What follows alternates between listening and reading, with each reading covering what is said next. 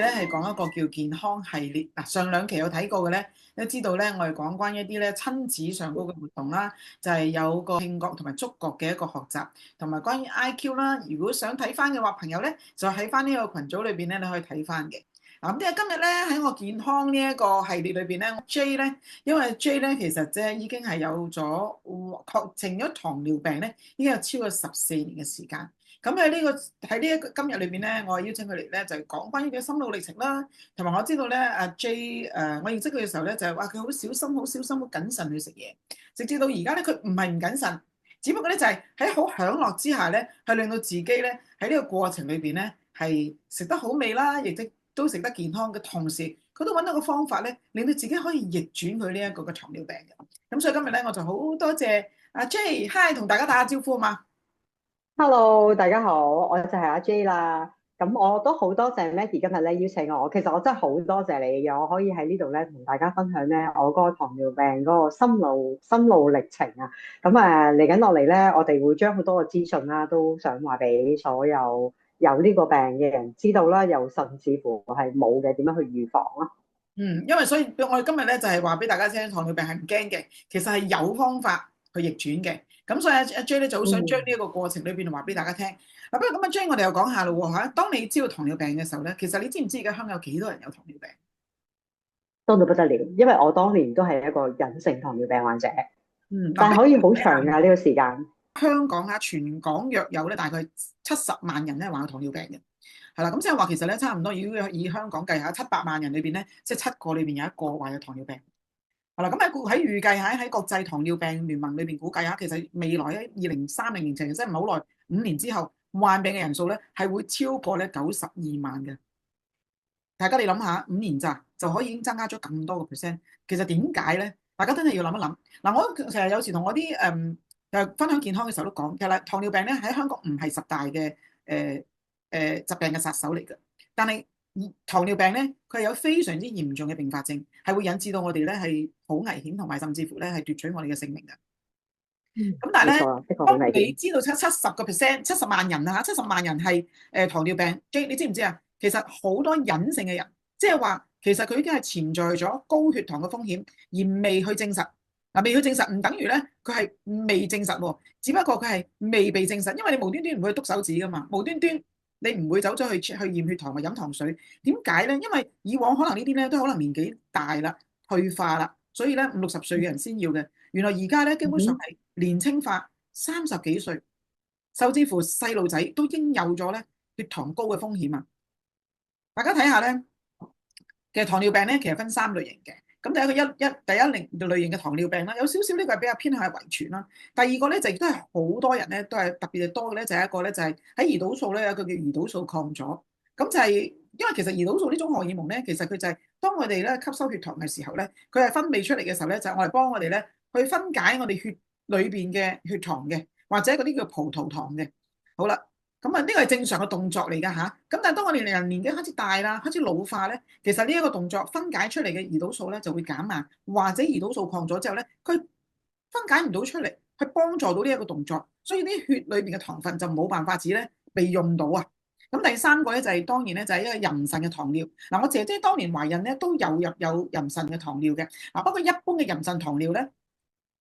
好多時候咧，當你懷孕生產完之後咧，呢個糖尿咧係會冇咗，會消失咗嘅，係啦。咁我哋不如聽下 J 啊，阿 J 你當年嘅時候係點樣知道自己係有第一次知道嘅時候，自己係有糖尿病嘅，或者血糖高嘅情況？Maggie 你講得好好啊！其實咧，隱性糖尿病患者咧，我就係嗰個隱性糖尿病患者啦。咁當年咧就懷孕啦，好開心啦，有個小朋友，咁就會做一啲好多好多嘅婦科檢查啦，咁樣。咁呢一個妊娠糖尿呢一個檢查咧，係而家係好大嘅趨勢。咁 check 到我嗰個血糖咧係6.5，其實都係一個幾高危嗰個情況嚟嘅。咁但係當時咧，即係社會個文化啦，好多樣嘢咧，都會覺得呢件事好輕看啊，咁樣啊，你小心啲啦，你食嘢嘅時候可能要盡量揀一啲低糖啲嘅食物啊，如果唔係咧，你就會有機會誘發糖尿病噶啦。不過你唔使驚，通常咧好多人咧，好多人呢3個字咧就害咗我啦。懷孕完、生產完 BB 之後咧，基本上咧都會回復翻正常嘅。咁因為有醫生我好放心咁樣去生 BB，亦都好放心咧冇去處理呢件事情啦。咁其實你知唔知道咧？糖尿病嗰個正常嗰個 range 係幾多啦？同埋去到咩時候先至叫做糖尿病前期，同埋點樣嘅度數為之係一個糖尿病患者？Nicky，你可以 show 下個 PowerPoint 俾大家睇下喎。我哋糖尿病人嚟講咧係非常之重要，同埋佢每一年咧嗰個數字咧都會有所唔同㗎。咁好似最近我見到一個糖尿病嗰個表啦，又有少少唔同啦。咁其實正常人咧，正常人嘅意思即係話佢哋食咗飯之後2個鐘頭之後咧，佢哋自己咧會識得去分解糖分啦，識得會有胰島嘅分泌啦，去幫我哋去處理翻我哋嘅血糖嘅。咁我哋叫嗰個叫正常人啦。咁正常人咧，通常咧食完飯之後咧就係5.6樓下咧，我哋就叫佢靚仔 good good 嘅。咁亦都有時我哋叫空腹血糖啦。空腹血糖5.6咧，我哋都叫佢係靚仔嘅。但係至於好似我呢啲曾經係好差嗰個狀態咧，咁就一定冇可能有呢個現象出現㗎啦。咁我懷孕嘅時候咧，我嗰個血糖咧就係6.5，我印象係6.5。咁但係前期糖尿病嘅人咧係5.6咧至到6.9咧，就已經係前期糖尿病。其實我已經入咗個 range 嘅中間。咁去到真正糖尿病確診嘅時候咧，就應該係7以上啦。但係佢空腹血糖7咧，我哋已經叫佢係一個糖尿病患者㗎啦。咁所以喺呢度大家都要注意下，如果有機會去check 血糖嘅時候，都要留意下呢個表，睇下自己係咪呢個狀態啦。我想問下啦，阿 J 嗱，咁我冇理由無端端真係 check 血糖㗎。咁其實有冇啲咩嘅症狀係當一個糖尿病或者佢自己感覺上佢係唔舒服嘅時候，其實佢係需要去注意下咧？啊，或者可能真係篤下手指啊，又或者真係去睇下醫生去驗下自己，咁樣個安全啲。咁會有啲咩嘅唔舒服嘅地方咧？糖尿病咧，我覺得係會有一種習慣，譬如你習慣咗佢6點零鐘，你就會好眼瞓、好攰，你就會認為自己呢個係我午睡時間。有時你會覺得好頸渴，你就會覺得我今日飲少咗水。慢慢慢慢，你好輕看呢啲咁嘅習慣，咁你就會好快去忽視咗呢件事。我自己咧係點樣去真正係被確診咧？就係我做咗一個婦檢啦，個婦檢個姑娘就認得我啦。咁佢就同我講，佢話唔係喎，我都發覺你咧呢幾年你嘅體重重咗好多喎，我覺得你應該要做呢一個飲糖水啦，再去 check 下睇下你嗰個情況係點，因為你喺10年前咧你都已經係邊緣人士啦咁樣。咁好啦，我就聽咗佢嘅意見啦，我就一朝早啦就去即係再約時間就去空肚去做呢件事啦咁樣。但係今次做呢個血糖嘅飲糖水呢個過程令我好難忘，亦都覺得好記憶猶新，好甜好甜。但係我飲到500，我已經想反胃，有啲想嘔啦。同埋我覺得咧，我面前咧係漆黑一片啦，又覺得自己好暈啦、好 wing 啦，我都講唔出嚟，好辛苦、冒汗啦咁樣。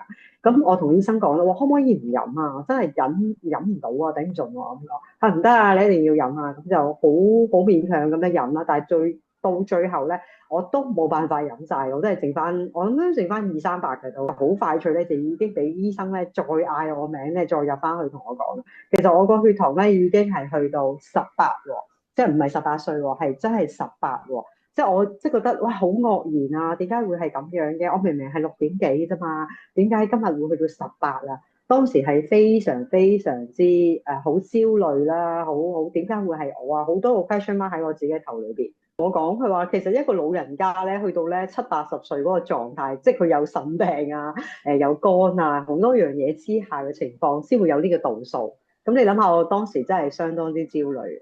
咁所以如果大家咧即係話 J 講啦，如果當你發覺好莫名其妙嘅，好容易口乾啦，好容易攰啦，有少少呢咁嘅症狀，真係大家咧真係提一提自己咧，就係可能佢要做少少嘅一啲嘅測試。咁但係咧，我都想講翻啊，除咗我哋測試之外咧，其實咧，我想講一講咧，就係點解我哋會有呢一個嘅糖尿病咧？其實大家可以留意下咧，其實患有糖尿病嘅風險嗱，上兩堂我哋都有講過，因為其實咧，我哋而家係好多時候我哋嘅飲食嘅文化咧，都係偏向一啲高糖啦、高脂啦，最嚴重嘅就係一啲加工嘅食物。大家行入 supermarket 其實都可以睇到嘅。基本上可以超過70%咧，都係精製同加工嘅。嗱，我哋唔係話去嚇大家，我哋都係都市人，你哋要咁樣嘅生活，其實我哋都一樣係咁樣嘅。咁所以咧，我哋能夠做到嘅時候，我哋就盡量去食一啲天然嘅食品，係啦，盡量咧都係可以嘅話咧，都盡量咧係少啲出去出邊食嘢啦。咁係其實係一定係對自己身體好啲嘅。好啦，咁另外就係、當然啦，缺乏運動啊，我喺呢段時間都係過去呢幾年裏邊啦，都係不停喺度推廣咧，就係運動。咁可能好多人好驚嘅，一聽到運動咧就哇係咪要好搏命啊？跟住要流好多汗啊，要好多時間啊。嗱，並不如此嘅，因為其實咧一日最少係可能15至30分鐘，一個你自己適合嘅一個運動，其實咧俾自己身體一個帶動咧，其實都已經係非常之好噶啦。咁當然啦，阿 J 先有提及過家族嘅遺傳啦，呢啲都係一個你冇辦法之避免嘅。咁所以如果當知道你自己屋企本身有一種咁樣嘅遺傳嘅時候，喺你健康嘅飲食同埋運動裏邊咧，你就要更加注意啦。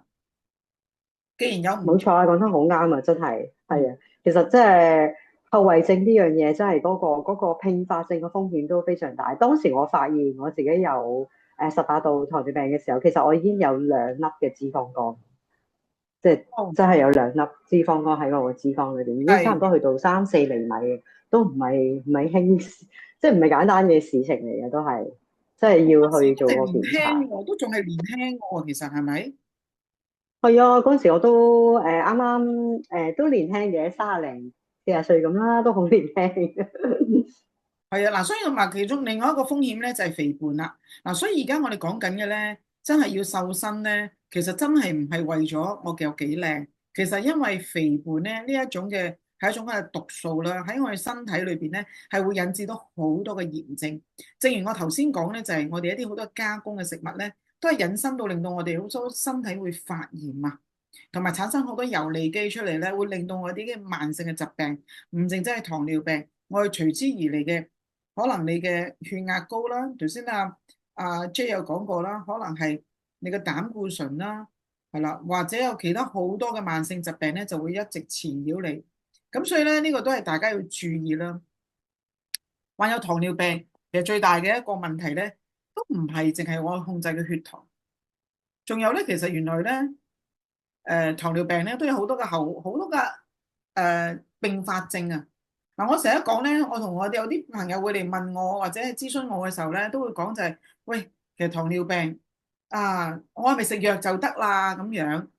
嗱，咁啊 J 你都食咗藥啦，係嘛？咁係你喺當時係。嘅時候，當醫生話俾你聽，喂，你真係有糖尿病啦，咁你當時係咪就係咁食藥咧？你即係當時有咩諗法嘅？你都食咗藥啦，係嘛？咁係你喺當時係。嘅時候，當醫生話俾你聽，喂，你真係有糖尿病啦，咁你當時係咪就係咁食藥咧？你即係當時有咩諗法嘅？我就知道好多人都會食藥啦，跟住就好似以前咁繼續生活啦，吃喝玩樂啦，跟住就到最後就加藥啦，跟住到最後就要打胰島素啦，最後就見唔到佢啦咁樣。咁我自己就喺度諗啦，唔通我都要行呢一個咁樣嘅道路嗎？咁樣我都唔想係咁樣喎。同埋我當時覺得我自己小朋友真係好細，同埋咧我就覺得呢個都係我太愛我家庭啦，因為我唔想我個病咧，好似頭先我哋見到呢個表咁樣啦，會見到好多個併發症啊，我就好下定決心，我要即係將呢件事去扭轉，我好想同我屋企人咧開開心心咁過埋我嘅下半世，我唔想成為即係佢哋成為我佢要照顧啦，或者係佢哋嘅包袱啦，即係我都唔想係咁樣，咁所以我就喺嗰一刻鐘咧，我就好積極去處理呢件事。咁我記得嗰陣時醫生同我講話，你要打胰島素啦，你要點點點啊咁樣。咁我就覺得你俾啲時間我，你俾個機會我，等我有一個機會去逆轉咁樣。咁於是乎咧，我就喺3個月裏邊咧就去減肥、減重、減脂、減油、減糖，全部嘢都減。我好成功，我好成功咧！除咗18度之外咧，我亦都減咗18磅。即係18對我嚟講，呢個都係一個好好嘅人生號碼咁樣。咁我就翻去醫院度復診啦，醫生就話：哇，好靚仔喎，阿 J，你個報告無論你體重所有各方面嘅嘢咧，你都好合格。OK，咁我就開藥俾你食啦，只係唔使打針啦，但係你都要見營養師咁樣。咁我就如是者就覺得自己好成功喎，OK 咯喎咁樣。咁就又過翻去一個好輕散嘅生活裏邊啦。但係咧，我發覺咧，所有嘢指數靚咧，正如 Maggie 所講，唔係真嘅，呢啲都係表面嘅嘢嚟嘅。我哋有冇真正喺我哋嘅運動啦，同埋喺我哋嗰個飲食裏邊咧下功夫？呢個先係最大嘅問題。咁好快脆又會反彈啦，好快脆咧我就發覺我自己嘅心肺功能好差，因為咧我甚至乎係食嘅嘢好低糖啦，食嘅嘢係蔬菜類為主啦，好多嘢咧盡量避免啦，冇食啦，咁啊搞到自己咧行步路啦又冇氣啦，心臟咧我曾經試過我個血壓咧係跌到咧80，上壓係80啦，咁下壓有時係50幾嘅，咁我都覺得自己哇正啦，我咪就係想要求咁樣咯，我就係想咁啫嘛。但係去到有個中醫朋友同我講，其實你係咁樣係想自殺，係慢性咁去自殺，你揾唔到一個好嘅方法去真係去正視你自己嗰個糖尿病，你係用咗一個好極端嘅方法，咁所以咧我就喺呢個時間裏邊咧又開始好焦慮啦。喂，點啊？我食又死，我唔食又死，其實都係一個幾令情緒好起伏，同埋好多個罪惡感啊。譬如食杯雪糕，其實真係好想食啊；飲杯珍珠奶茶，真係好想飲，但係又見到人哋飲，又自己又冇得飲。其實呢個嗰個階段，其實我諗相信好多糖尿病嘅朋友都會有呢個情況，所以其實都幾即係好點樣講啊？都超迷茫㗎嘛，係我哋盡咗力去減咗肥啦，以為係咁樣就 OK 咯喎。咁但係其實呢個並唔係真係可以逆轉到自己嘅身體，你只不過當然係嘅。當嗯我覺得應該咁講係咪啊 J？其實我哋知道我哋開始慢慢年紀會長大，其實我哋嘅身體有啲嘅機能，你係無可抗拒，佢係真係會有衰老嘅。咁所以咧，我哋都要講緊咧，就係其實我哋都喺幾方面裏邊咧，要去做出一啲嘅調整。我覺得其實呢一個嘅概念咧，我哋應該係由早啲咧係去做建立㗎。所以今日如果喺群裏邊有啲朋友係身體仲係健康嘅，或者年輕嘅，其實咧都應該喺飲食啦、喺規律啦、喺控制自己體重，咁就唔好再做一啲傷害自己，就係譬如煙啊、酒啊，唔好去傷害自己嘅身體嘅一啲嘅事情，先保護好你自己嘅身體先。咁從言之，講得好啱啊！真係要你由一個咁高峰食咗咁多嘢，又煙又酒，又打邊爐，又燒嘢食呢個狀態之下咧，去減重、去減血糖咧，係非常之好恐怖嘅事啊！我又可以同大家分享下，如果你哋會點樣形容去減肥？而我嘅減肥嘅心路歷程，我覺得係一個戒毒，係一個戒毒嘅過程。咁我記得嗰陣時咧，我嘅小朋友啦同我先生啦喺度食飯啦，但係我咧就要食糖尿餐，我係聞到嗰啲陣陣飯香啊，聞到佢哋嘅牛扒啊，聞到佢哋嘅飯，即係佢哋嘅用餐嘅香氣嘅時候咧，我個口水咧咁樣咧自己咧不由自主咁樣咧係流口水，即係跟住咧我就匿埋喺房度喊，點解會係我嘅？點解會係咁慘嘅？咁甚至乎同朋友出去食飯嘅時候咧，有啲朋友有啲就會同我講：唉，你咁多樣嘢都唔食得，你唔好出嚟啦！即係會有啲咁嘅情況。唉，你出嚟又唔食，我都有機會好影響社交㗎。係啊，所以你記唔記得以前我哋翻學嘅時候，我都帶飯盒翻學嘅，你都記唔記得？係啊，我就係記得啦。當時係啊，我覺得因為我同阿 J 一齊去讀營養一個課程啦，咁所以咧我就見到佢咧每一次咧都係帶個飯盒。不過咧我就好欣賞阿 J 咧，嗰啲飯盒整得好靚㗎喎。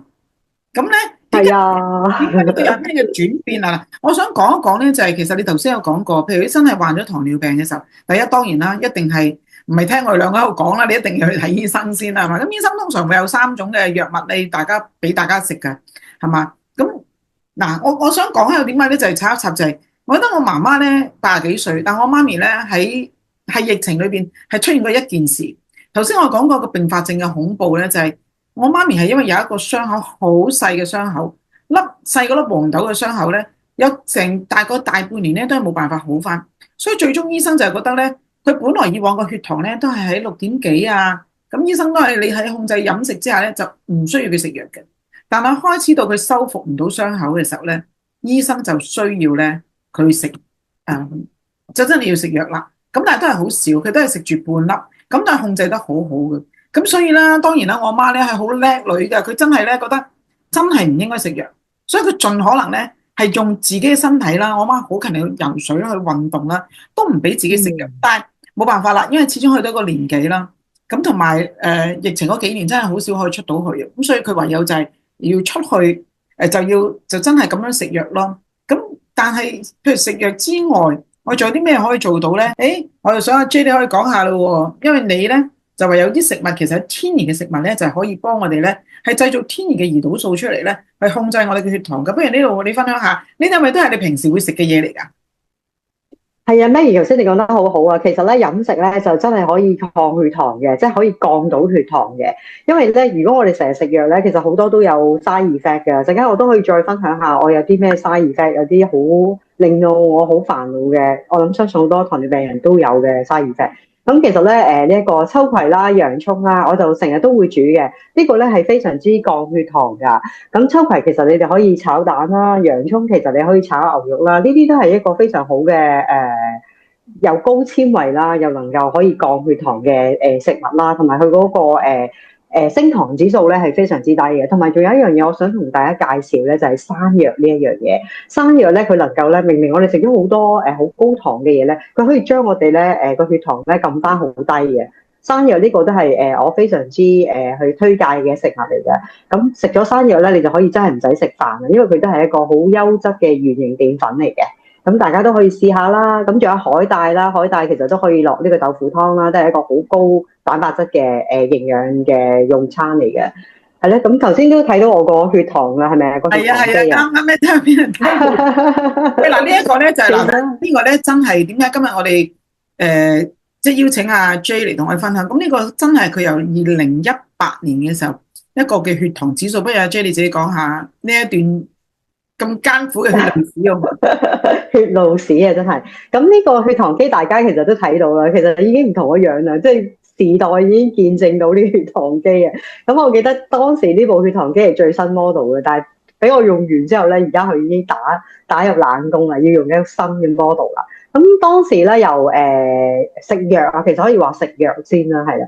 你冇諗住真係食藥真係可以降到血糖啊！如果你唔喺你嘅飲食嗰度去着手嘅話，咁其實當時咧13.2個血糖嘅指數咧，我已經係早午晚食3粒嘅糖尿病藥噶啦，即係唔簡單嘅。其實真係唔簡單。63度啦，係啊，但係都係得13秒，都係高㗎。但係你係食緊三粒嘅血糖藥啦，我哋叫係非常之好唔理想嘅咁樣。咁啊，跟住又加上我自己啦，又再去喺食物啊、用餐、營養餐啊、運動嗰度有啲鑽研啦，咁咧就落翻嚟去7.7，但係咧都係敵唔過咧我哋個恆久啊。因為有時咧我哋運動會攰啦，人會有情緒啦，甚至乎有朋友有社交啦，你好容易咧就被誘惑咧去食一啲你覺得好開心你會食嘅嘢，咁慢慢咧你又會個新陳代謝又差咗啦，咁情緒又差咗啦。呢個血糖咧有時都徘徊徘徊喺7點幾、8點幾嗰個狀態。我知道你自己整嘢食咧都好叻㗎喎，大家有興趣咧都可以去咧阿 J 嘅 IG 度睇啦，因為佢咧係整咗啲好靚啦，睇落去都知道好味嘅嘢食，係啦。咁樣咧嗱，係啊，係因為我覺得降血糖係啊，係睇唔睇到啊？大家係。真係有降血糖咧，真係要一定好恆久、好恆久嘅事情。如果成日叫你食嗰個雜菜啊，食呢個肉片、米粉啊，我諗你好快脆你就已經會放棄你嗰個血糖嗰個計劃，去降血糖個計劃。你必須要做一樣嘢咧，係要好恆久啦，而且好美味啦，你可以行到落去嘅，一路行到落去嘅，咁你先至可以有心機啦，同埋你會好積極去做呢件事啊。哇！睇到都呢個其實都係秋葵嚟嘅，大家有冇見到啊？都有秋葵啦，有蘆筍啦，番茄啊，其實呢啲都係一啲好好嘅降血糖嘅食物嚟㗎啦。其實我哋最主要咧，我哋係攞開，即係拎開咗我哋嗰個叫做精製澱粉Maggie 都可以講下啦。精製澱粉其實我哋喺營養學嚟講係最差嘅食物嚟嘅。咁我哋最緊要係食呢個原型澱粉啦。咁其實如果你能夠戒咗你嘅零食啊，戒咗一啲嘅精製澱粉，基本上咧你已經可以回復到一半係好㗎啦，個指數已經係。其實真係唔係太複雜嘅。係啊。係啊。嗱，不過我知道咧，除咗我好欣賞阿 J 咧，就係我睇到佢呢段時間佢好，當然啦，你話佢好嚴謹去嘅，咁我見到佢咁嚴謹之下，其實呢啲都係我哋平時應該要食嘅，即係無論係咪一個血糖高嘅病人啊、朋友啊，其實佢都係需要咧食咁呢啲，哇，好豐富嘅嘢食啊！我睇到得流口水啦。咁但係咧，我認識阿 J 我欣賞佢咧，其實阿 J 喺呢段時間咧，佢頭先講啦，其實10幾年嘅時間係嘛？其實都一定有情緒波動啦，咪有時血糖高啲又會擔心係嘛？因為佢都了解到有咁多嘅併發症。但我知道追呢段時間裏邊咧，就係去學習一啲好多嘅嘢，令到自己咧個情緒咧平復得好好嘅。我俾大家睇一睇呢啲咧，就係 J 嘅畫作啦。哇，好靚啊！阿 J 介紹下得唔得？可以啊，其實都係一個和諧粉彩啦。和諧粉彩其實喺療愈心裏邊嘅情緒係非常之好嘅，因為佢唔需要任何嘅藝術嘅有啲人同我講，好似 Maggie 話啊，我冇完全，我係唔懂藝術，我唔識欣賞藝術，我連揸支筆我都覺得好難 carry 到呢件事喎咁樣。其實和諧粉彩即係用你嘅手指頭點一啲顏色，你中意點樣捽都可以嘅，淨係用手指去做。咁你喺嗰個過程裏邊，你又好專注啦，你又好沉醉喺你自己嘅創作裏邊啦。其實呢個係令到你好開心嘅事情啦。呢個我哋叫 me time 啦。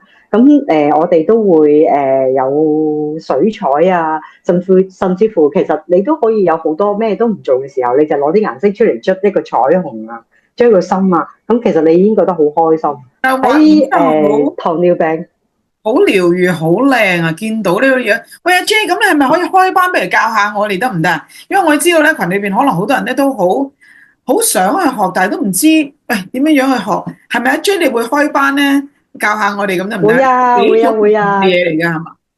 係啊，會啊！嚟緊5月24號咧，我都會有一個和諧粉彩嘅體驗分享啦，可以俾大家嚟到去參與，感受嗰種喜悅啦，感受到自己陶醉喺自己個顏色世界裏邊有幾咁開心啦，都可以大家到時有時間嘅可以過嚟玩下，都幾好玩㗎。真係好靚啊！我都要學啊嚇。OK，嗱咁我哋咧除咗呢啲之外咧，嗱我想睇翻下頭先上邊嗰幾幅呢一個，其實喺你去到2020年啦，嗱你頭先講話你係食藥控制飲食。但係又持久唔到。嗱，我想知道乜嘢令到你喺2025年3月21號裏邊咧，你會有一個咁樣嘅咁大嘅突破啦？因為7點幾其實都係有個好大嘅改善啦。喺中間裏邊嘅過程裏邊，你其實你做咗啲乜嘢嘢咧？嗱，因為你已經做咗你應該要做嘅嘢咯喎，喺飲食啦、運動啦，係咪又療愈自己啦嘅情緒啦？咁仲有啲咩嘢突破咗，可以令到你哇4.6喎，去翻一個好正常嘅一個血糖嘅指數裏邊喎？其實咧，我可以咁樣講，點解會有4.6呢個指數出現咧？都係我意料之外嘅事情。我好感謝上天啦，首先就讓我可以認識到原來咧呢個世界上咧真係有滄海遺珠呢件事嘅。咁喺好多嘅藥物嘅影響咗我，其實都有7-8年嘅時間啦。其實咧，如果食緊糖尿病藥嘅病人咧，佢哋應該都會有呢一個問題出現嘅，就係有一個叫長期便秘。咁長期便秘係點咧？叫長期便秘咧，喺7年裏邊咧，你可能4日去一次廁所，甚至乎最勁嘅可以去到7日先去一次廁所。咁我相信咧，大家可以想像到幾咁辛苦。你會飆冷汗啦，你成日覺得好似有喎，但係你又去唔到喎。咁又有好多尷尬嘅情況出現啦，咁樣。咁我自己咧就喺呢個便秘裏邊咧係非常非常之困擾嘅，令到我咧食定係唔食好咧？我食我又食唔落，頂住，唉，我唔食我血糖又低，即係一個好困擾啊咁樣。咁我都好感謝啦，我有個朋友啦就讓我認識咗艾多美呢個樂麗果汁啦。咁呢個樂麗果汁有咩好處咧？咁樣，咁我初頭咧都係抱住一個嘗試嘅心態啦，因為其實呢10幾年嚟，講真啦，我有咩supplement未食過啊？我有咩運動未做過啊？即係所有嘢我都做晒啦，難道真係真係會咁啊？又試下啦，有咁嘅機會咁啊去試下啦咁樣。咁我當初就買咗4支呢個樂麗果汁啦。咁啊，如是者咁啊飲咗朝早我記得我係飲20ml 開始，咁啊20ml 啦，咁啊飲咗4日到咁樣。咁我覺得咦好似冇乜嘢啫 ，check 個血糖咧都係高企嘅，都係7啊，都係6啊咁樣嘅。尤其是空腹血糖啦，都有6點幾嘅，即係同前期嗰陣時差唔多咁樣。咁我心諗，唉，唔好嘥啦，錢用錢買咗㗎嘛，咁咪繼續飲啦咁樣。咁佢講到咁好，同埋真係有好多個見證咧，俾我聽到係真係咁好啊，所以我係好堅持咁樣去繼續試。我朋友同我講，你要記住3樣嘢，係要日日飲合適嘅份量，仲要堅持飲。呢3樣嘢咧就係樂麗果汁必須嘅條件。如果你冇呢3個條件嘅話咧，你就冇咩 function 㗎啦咁樣。咁我就好聽佢話咁樣就飲咗，於是者飲咗第3支。但我發覺有一樣嘢咧，好奇妙嘅咧，就係我係唔覺發現咧，我 day 都有廁所去，即係哇！你有幾大嘅福音啊，真係排毒就好好咯，因為唔排好大嘅福音，係啊，喺身體裏邊啦。好多毒素啊，因為毒素咧會令到我哋可能會有腸 can 啦，因為我爹哋都係腸 can 過身，所以我其實都好注重我自己，點解我要好堅持咧，要去排便啊咁樣。咁都講下我嘅生活歷程啦。其實我都睇咗好多中醫，咁咧中醫就話，因為你食糖尿藥啦，會令到我個人咧係唔識得生津啊，因為叫做消渴症啊。就算我飲好多水，係啦，好多水咧，你都唔會覺得自己夠啊。咁啊，又何況你條腸咧？你條腸唔夠水分，你自然就會去唔到大便啦。與此同時咧，你食嘅食物咧係蔬菜為主啦，好多樣嘢都係一啲纖維啦。你甚至乎你又血虛啦，又陰虛啦，又心虛啦，好多樣嘢都好虛啦。咁我記得咧，當時咧我係要做針灸一樣係唔夠力去廁所啦。咁同埋你冇係啊嘅話咧，你個脾胃又會唔好啦。咁所以相對咧，你個造血能力又差，去排便嘅功能咧又差啦。咁你又食緊係啊，非常之差。雖然你係食緊藥物啦，咁所以對個肝嘅負荷、肝腎嘅負荷都一樣有。其中頭先都講過啦，因為糖尿病嘅人其實最中後期有機會係會傷到個腎啊嘛。咁但係點解會傷？會啊，其實因為係啊，會啊，絕對會啊，食太多藥物啦，係啦。係咁我記得我嗰時我個肚皮咧係吉到好多淤青㗎啦，我一個禮拜有時3天咧就要去針灸㗎。即係我自己都覺得，唉，好嘥時間。我個人生係咪真係咁樣咧？我幾多點鐘我要去攞籌，幾點鐘我要去吉肚皮，幾多點鐘咧我又要食藥咁樣，即係時間係好寶貴啦。加上係一個幾經濟負擔都幾重嘅事情嚟嘅，都幾慘咁樣。咁於是乎咧，我就好啦，我就試下樂麗果汁啦咁樣。咁我即係 day 去到大便喎，你話我咪好開心咯，開心到爆炸，雀仔好似冇隻腳咁樣。咁跟住咧，真係好開心噶。咁跟住咧，我就不以為然啦。咁啊，再訂4支，再飲。因為其實當時我都冇諗過，個血糖點樣啦？算啦，我都唔好理佢啊。最緊要就去到廁所先，因為廁所係逼切喺我自己嘅前邊。我連去旅行啊，呢一個係好容易睇到嘅，好快脆可以見到個見證嚟噶嘛。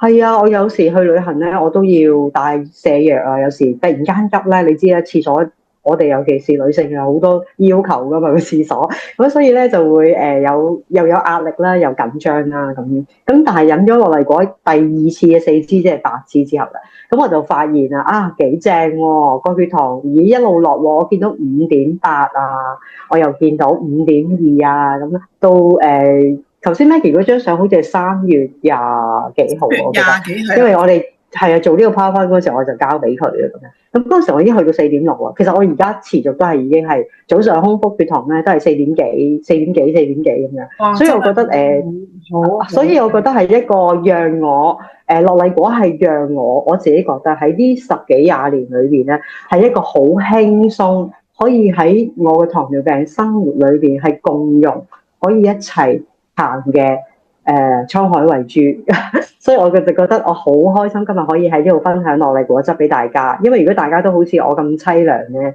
又流口水啦，又被欺凌啦，即係有時有啲朋友去旅行咧買手信咧，我係冇份㗎。我話點解啊？點解我冇嘅？呢啲甜嘢你唔食得㗎啦，你唔使買俾你㗎啦。即係我覺得點解會咁樣㗎？甚至乎係有啲就會話喂，你唔好叫佢食飯啊，佢都唔知樣都唔啱嘅，佢翻屋企食飯盒啦。即係有時我都會遇到呢啲咁，即係有啲咁 sad。咁當然係講笑啦，但係即係自己聽到覺得呢個都係一個事實喎，即係可能會帶俾我啲朋友好多困難。咁而家咧，我好開心嘅咧就係我去日本啦。我上新年之後咧，我就去咗日本。我食咗好多雪糕啦、甜品啦、蛋糕啦。如果有時間可以上我 Instagram 睇下，我就食咗好多甜品。咁當然啦，個血糖係高嘅。咁我又食菠蘿酵素啦。咁個血糖係高，但係只要我1個禮拜之後，我翻香港繼續做翻我自己乖乖女，食翻我自己嘅美味嘅秋葵啦，食翻我自己煮嘅飯啦，咁跟住咧我又飲翻樂麗果汁啦，我血糖咧今天咧都係4.6， 4.6、4.8咁樣，所以大家唔使灰心嘅。樂麗果真係一個可以平衡身體嗰個血糖，即係平衡翻晒我自己嘅體質嗰個好好嘅滄海遺珠。多謝大家。好好多謝 J 嗱，呢啲真係咧係過來人咧，你真係用心去分享出嚟。其實我自己身邊裏邊咧都好多朋友咧係血糖高嘅，咁我自己都證明咗就係養好自己嘅身體咧。第一呢個身體係真係自己，其實好似 J 咁講，就算你有呢一個問題啊，或者血糖嘅問題咁多年，就算你最親嘅人或者你女女或者你先生，佢只能喺旁邊，但係佢冇辦法，只可以同你一樣同等嘅感受。咁你而家咁樣去對自己嘅身體負責任，其實最終其實都係減輕咗你女女。我去到呢個年紀，我哋都話啊，我哋如果做嘅嘢就係希望保護我哋自己嘅身體，減少將呢個責任擺咗喺我哋自己嘅下一代裏邊，係嘛？因為佢哋而家下一代佢哋都忙緊佢哋自己嘅，都唔容易。咁所以我哋對我哋自己好嘅話，其實都係對待最好嘅回饋喺佢哋嗰度咯。咁啊，不如咁啦，嗱，其實係啊，講得好啱啊，因為好似我哋咁嘅年紀，即係可能後生嘅時候嘅經濟能力唔係咁好啦，咁啊你又冇得食啦，係咪？但係到我哋而家已經老咗啦，其實我哋係咪應該要出去玩啊，周圍去見識啊，周圍去食嘢啊？但係原來你都唔食得喎，你話幾慘啊，係咪？最緊要養好自己嘅身體，可以去上刀山落油啊，都記得帶樂麗果。其實樂麗果有個旅行套裝，即係有個旅行包。係啦，咁我哋去邊？係啦，係啊，可以有個旅行包。係啦，不如咁啦，嗱，既然講得咁好啦，不如咧我就喺學術上高我都講一講啦。其實樂麗果可能咧，其實一啲都唔係新嘅。其實因為佢喺呢個大自然嘅環境裏邊，其實佢已經係使用呢，已經係超過2000年嘅歷史嚟㗎啦。其實所以其實佢係一個唔係陌生嘅嘢，只不過咧樂麗果係一個好獨特嘅嘢咧，就因為佢有一個獨特嘅氣味，所以好多時候咧啲人咧就係唔係好中意佢嗰種氣味咧，所以咧就係放棄咗佢。但係其實咧，因為佢係一種大自然嘅植物咯，所以好多動物咧，其實佢哋冇得睇醫生噶嘛，佢哋有病冇得睇醫生。但係佢哋當身體自己知道咗自己有病嘅時候咧，佢就會揾啲啱食嘅植物去食嘅。咁其實樂麗果亦都係佢其中一種咧嘅一種植物嚟嘅。咁但係點解我有時有啲同人啲分享啦，有啲人攞嚟諮詢嘅時候，我第一樣都會叫佢食咧樂麗果汁嘅。咁原因因為咧。樂麗果汁你大家可以睇一睇啦，其實佢本身已經擁有咧非常之高嘅營養素，佢呢個果實裏邊咧已經含有咗咧超過200種嘅一種咧嘅營養物質啦。咁包括裏邊有7種嘅礦物質，呢啲都係我哋身體需要嘅嘢嚟嘅。有18種嘅氨基酸啊，所以咧氨基酸咧係一啲蛋白質最終裏邊最細分子嘅一種嘅物質嚟嘅，喺我哋身體裏邊都需要嘅。而樂麗果裏邊有18種嘅氨基酸。再包含有9種嘅必需氨基酸，係我哋身體冇辦法或者合成嘅。咁所以咧，有啲人就話：點解飲完 Noni 咧，啲皮膚會靚啲，會緊緻啲？就因為佢有咁多個氨基酸喺裏邊。咁仲有12種。你可以咁講啊，Maggie。其實佢真係皮膚除咗好之外咧，我自己飲咗呢個樂麗果汁之後，我亦都介紹咗俾我朋友。我朋友咧，佢都係糖尿病嘅，但係佢有嚴重嘅濕疹。咁跟住食咗之後咧，我就睇住佢嘅皮膚咧一路一路好翻。其實濕疹啊、尿酸啊呢啲咧對都非常之有幫助咯。因為我都介紹咗朋友，即係呢個係一個你講得好啱啊！即係有好多氨基酸，其實佢可以平衡到好多我哋嘅細胞咧，可以修復翻我哋唔好嘅細胞，可以修復翻。非常之好嘅呢個係氨基酸喺我哋身體裏邊，其實都係非常之重要。因為有9種氨基酸咧，就係我哋冇辦法只吸收，真係要喺食物裏邊攞翻出嚟嘅。但係我哋一日裏邊咧，我頭先都講過啦，我哋食物都係高糖啊、高脂肪同埋都係外食。基本上咧，你真係要一日食足嘅營養咧，其實真係好難嘅。咁啊，跟住咧就係有好多多酚啦，係啦，佢係有超過140倍啊，係比番茄嘅多酚咧更加多嘅。咁同埋咧就係佢有一種獨特嘅嘢咧，就係只有其實都唔係好多植物裏邊都有嘅。咁只不過咧就係樂麗果裏邊咧，佢係特別含有豐富高就係賽洛寧啦。咁賽洛寧有咩好處？就係幫我哋身體咧去減少我哋嘅炎症。嗱，其實我哋都講緊嘅頭先好多個慢性疾病啦，譬如血壓高啦、糖尿啦，係啦，又或者係一啲嘅譬如我哋嘅膽固醇啦，都係身體裏邊咧引發咗好多嘅炎症啊！咁炎症話揾一日我哋真係可能要講一課咧，就係點解我哋會有身體會有炎症嘅產生？咁其實咧，賽洛寧就係一個非常之高嘅一個多酚類，而可以幫我哋咧減少身體嘅炎症嘅。咁所以身體如果炎症減少嘅話咧，我哋都有好多嘅改善嘅情況。嗱，好似譬如你身體會點會有啲咩炎症，會係一啲表徵咧，就係譬如你會有口氣啦，一樣係會有口乾啦，身體無名嘅疼痛啦，啲關節痛啊，腰酸背痛啊，其實呢啲咧都係喺身體咧啲關節裏邊咧，我哋個簡稱叫着咗火啊，係啦，啲炎症就係身體裏邊好多個地方咧都着咗火，特別佢會影響我哋嘅免疫系統啦，係啦，亦都會直接就係好似頭先阿 J 咁講啦，影響我哋嘅腸道。因為我哋嘅腸道裏邊咧有70%咧係我哋免疫系統喺我哋腸道裏邊嘅，所以我哋嘅腸道唔好或者個免疫系統唔好嘅時候咧，其實裏邊咧都係互相有影響㗎。咁腸道唔好啦，就都會影響我哋嘅腦部啦。因為咧腸道係我哋第二個大腦啦，上次都有講過，咁都係冇辦法淨化我哋血液啦，所以通通咧都會改善，即係都會有影響嘅。咁所以如果一支嘅樂麗果，我哋堅持續咁樣去飲用嘅時候咧，佢就會改善到我哋身體好多方面嘅問題嘅。好啦，咁所以咧，其實我哋呢個樂麗果頭先講咗有免疫力嘅問題啦，改善血糖啦，仲有就係男士嘅更年期，其實女士嘅更年期都有嘅。咁但係因為男士更年期好多人都會疏忽啊，係啦，咁所以佢都係可以改善咗我哋男性嘅更年期啦。咁有啲嘅男士回饋翻嚟就話：哇，食完嘅呢一個樂麗果咧，係令到佢哋咧就係回復青春啊！咁大家如果係男士就會明白咩叫回復青春啦。另外咧就係一啲佢其實呢個樂麗果咧係韓國嘅政府啦嚇，我哋係韓國食品同埋我哋個研究所咧係共同研究出嚟嘅，係非常之嚴謹，係經過多番嘅同埋攞咗好多個專利嘅可以研發出嚟嘅。咁同埋咧就係我哋係一啲有機嘅食品嚟㗎啦，我哋攞咗有機加工食品嘅證書啦，我哋嘅廠房咧都係達到 FDA 啦，同埋都係國內咗好多唔同嘅認證。但係我哋特別想講咧就係，其實我哋出邊市場上都可能有好多唔同嘅樂麗果。阿 J，你知唔知我哋嘅分別係乜嘢？因為我哋裏邊咧係我哋嘅分別好大。我哋冇分。其實之前都有，其實之前都有朋友同我飲過出邊坊間嘅樂麗果，但係我即係睇啫，你知我哋都有個營養啦，我哋都會睇過佢嗰個標籤啦。其實佢哋裏邊咧有好多呢一個藍莓啦、士多啤梨橙汁喺裏邊，佢令到咧呢啲咁嘅樂麗果咧好好飲啊，好好味。但係佢嗰個樂麗果嘅成分咧，可能得20%。係，即係係啊，但係佢哋賣得唔係平㗎，都600幾蚊一支㗎都。呢啲咧原來咧已經係好多科學嘅研究咧，要知道樂麗果係好，但係點樣可以真正攞到樂麗果裏邊嘅賽樂寧同埋佢嘅營養素咧，係一定要經過發酵。所以咧，艾多美呢一個嘅樂麗果咧，佢係喺我哋喺呢個爪哇攞咗我哋自己自家有嘅有機嘅農場，經過1440小時嘅2次嘅發酵，係啦，咁我哋咧都係加咗咧，即係當然啦，我哋都講過啦，樂麗果佢有個好獨特嘅味道咧。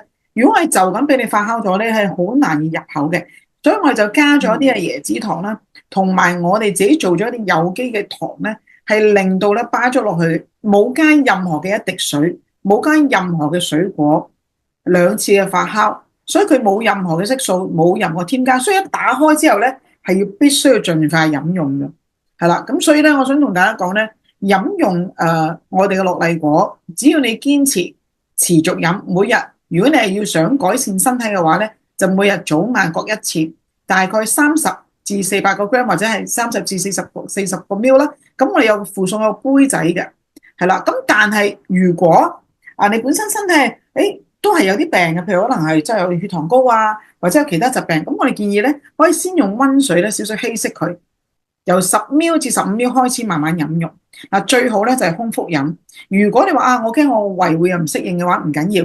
開始嘅時候咧，你就可以食咗少少嘢嘅時候，隔個半個鐘咧，你就愛先飲用。咁否則嘅話咧，咁你就如果你已經係覺得 OK 啦，冇問題啦，咁你就可以用空腹飲用咧，吸收率咧係最好噶啦。咁所以呢個咧就係我哋樂麗果嘅特別嘅最特別嘅地方啦。咁所以咧就係如果你真係身體真係好想改善你嘅身體嘅時候咧，樂麗果真係一個真係好嘅選擇。呢個真係非常好嘅選擇，唔使再周圍去揾啊！呢個就係我嘅滄海遺珠。係啊，仲要係慳錢啊，唔需要再你知唔知？可能你哋食個中藥啊，或者做個針灸，其實咧嗱，當然呢啲都係一個好嘅方法嚇。如果你揾到個好嘅方法，可以共同一齊使用嘅。咁但係咧，因為頭先都聽到啦，阿 J 對於自己嘅飲食啦，又有做運動啦，好多樣嘢咧，去護理自己嘅身體啦。所以到而家咧，嗰個血糖嘅指數控制得咁靚仔啦。咁但係每一個人嘅身體嘅狀況都唔一樣嘅，係啦，你點樣樣吸收啦？你過往嘅飲食習慣啦，你嘅精神壓力啦，你嘅生活作息啦，都會係有影響到咧你去吸收或者嗰個效果嘅。咁所以阿 J 頭先所講嘅咧係一個俾你參考，係啦。所以你需要服用嘅時間啦，需要服用嘅量咧，都可能會因人而異唔一樣嘅。咁所以如果你覺得有問題，個人個狀況究竟應該飲幾多啊？點樣飲法啦？嗱，我歡迎你可以咧喺下低嗰個comment 嗰度咧，即係嗰個分享咧，你可以將你嘅個案咧去分享俾我哋，又或者私信俾我哋啦，我或者俾阿 J 都得。咁咧，你就可以私信俾我哋咧，我哋會盡快咧去解答你嘅問題。咁當然啦，都歡迎你咧可以去到我同埋阿 J 嘅 IG 裏邊啦。如果你真係諗到我唔知想食點樣食嘢嘅話咧，咁你可以去到 J 度咧參考下佢咧平時嘅飲食，點樣又可以食得美味啦，又可以食得健康咁樣樣啦。咁今日嘅節目就差唔多咯喎，去到尾聲啦。咁首先咧，我真係好多謝咧，今日你嚟出席啦，嚟將你嘅血淚史嘅心路歷程咧，同我哋分享，係嘛？咁最後呢度嘅時候，你有啲咩同我哋嘅朋友咧，可以再可以講一次一啲嘅説話俾我哋聽啊！我都好多謝你啊 Maggie，我都真心好多謝你邀請我去呢度分享我嘅血糖嘅血路史啦咁樣。咁咧我都真心有啲説話想同大家分享嘅。其實去到我哋而家呢個即係我啦，呢個中年呢個心態啦，呢個時間啦，其實唔一定有三高嘅，真係唔一定嘅。咁我都好希望咧，可以好真心咁邀請大家有機會嘅時候咧，面對面啦，大家可以去真心去分享呢啲我嘅故事啦，甚至乎係你嘅故事啦。咁嚟緊5月咧，我哋都會有一個華粉台嘅分享體驗啦。咁我都好期待可以見到你哋啊！哇，太好啦，太好啦！嗱，大家咧真係要留意住我哋嘅資料欄啦。我哋到時會有課程嘅時間啦，或者有個聚會嘅時間咧，咁就歡迎大家一齊嚟咧，同我哋玩啦、食啦，同埋輕鬆咁過，好嘛？咁我哋喺時間同大家講拜拜啦，拜拜，拜拜。